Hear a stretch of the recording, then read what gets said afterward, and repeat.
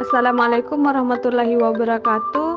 Saya ucapkan terima kasih kepada dosen pengampu mata kuliah agrohidrologi. Pembuatan video kali ini guna memenuhi tugas proyek mengenai infiltrasi. Sebelum saya memaparkan materi infiltrasi, izinkan saya terlebih dahulu memperkenalkan tim proyek kali ini. Di sini ada Novienly Daud Sepenko, Muhammad Hisham, Elisari Utami, Nasriani, Ridwan Bintan, dan Risti Reviani. Baiklah, dalam kesempatan kali ini saya akan memaparkan hasil proyek kami yang berjudul infiltrasi. Adapun pengertian infiltrasi itu sendiri ialah proses masuknya air hujan ke dalam tanah sebagai akibat dari adanya gaya gravitasi yang masuk ke dalam tanah melalui pori-pori tanah. Proses terjadinya infiltrasi dapat dilihat pada gambar berikut. Infiltrasi diawali ketika turunnya air hujan ke bagian permukaan tanah. Air hujan yang berada di permukaan tanah tersebut akan masuk ke dalam tanah melalui pori-pori tanah dan akan keluar melalui rongga-rongga tanah menuju ke sungai ataupun lautan. Adapun faktor yang mempengaruhi infiltrasi yang pertama ialah curah hujan. Semakin tinggi curah hujan, maka semakin besar pula laju infiltrasinya, dan air yang masuk ke dalam tanah pun semakin cepat. Namun, jika hujan terjadi dalam durasi yang lama, maka infiltrasi dapat menurun.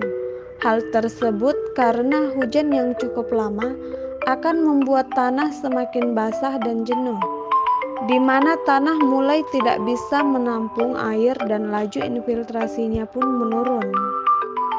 Yang kedua ialah kemiringan tanah. Kemiringan tanah juga menjadi faktor yang mempengaruhi infiltrasi.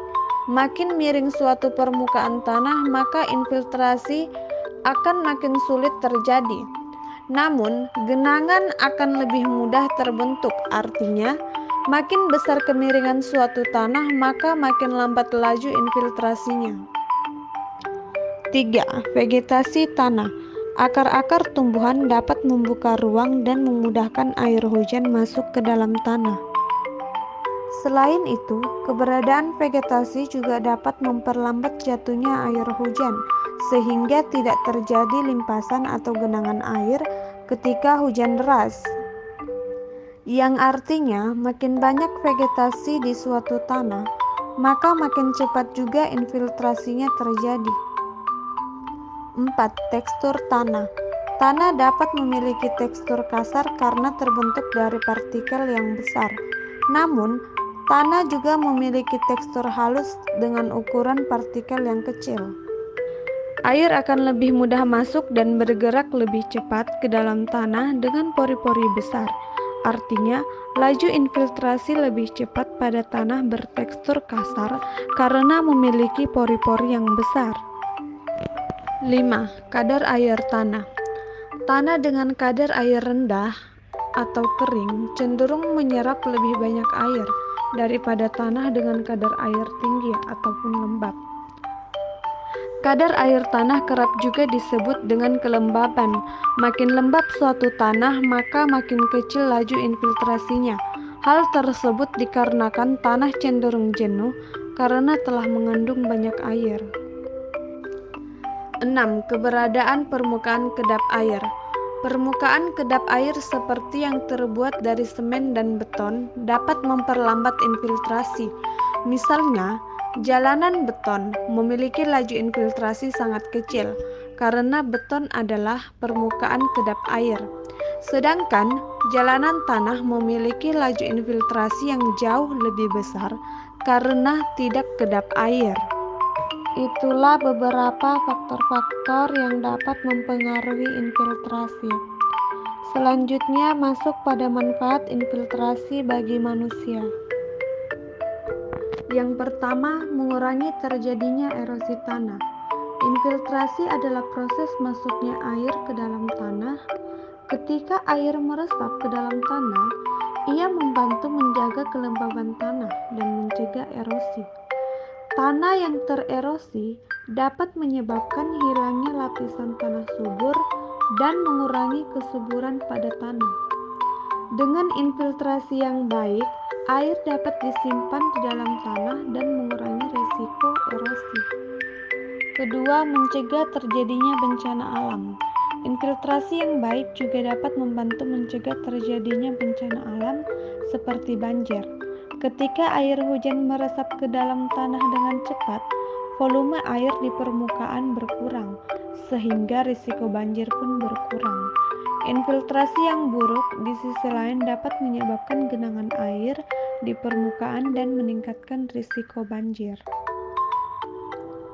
Ketiga, menyediakan air untuk evaporasi. Infiltrasi memungkinkan air meresap ke dalam tanah dan tersimpan di dalam aquifer atau sumber air bawah tanah. Air ini kemudian dapat digunakan untuk memenuhi kebutuhan air manusia seperti air minum, irigasi pertanian, atau kebutuhan industri. Selain itu, air yang tersimpan di dalam tanah juga dapat mengalami proses evaporasi yang membantu menjaga siklus air di lingkungan.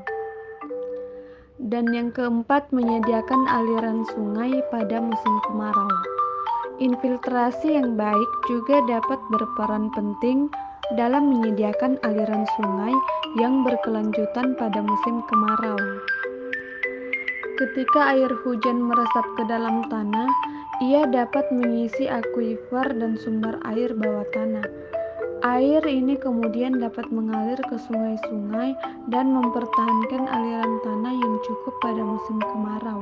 Hal ini penting untuk menjaga keberlanjutan ekosistem sungai dan memenuhi kebutuhan air manusia.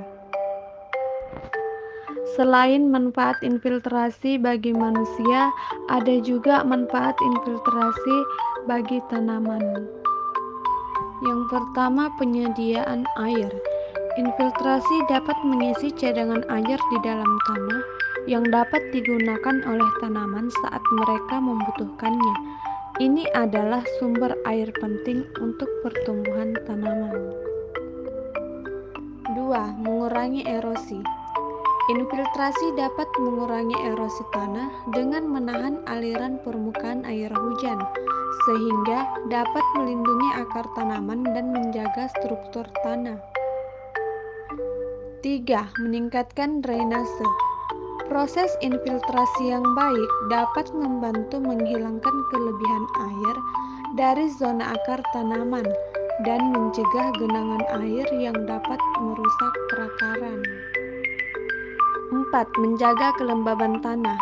Infiltrasi dapat menahan air untuk mempertahankan kelembaban tanah, membantu tanaman bertahan dalam periode kekeringan, dan mengurangi kebutuhan irigasi pada tanaman.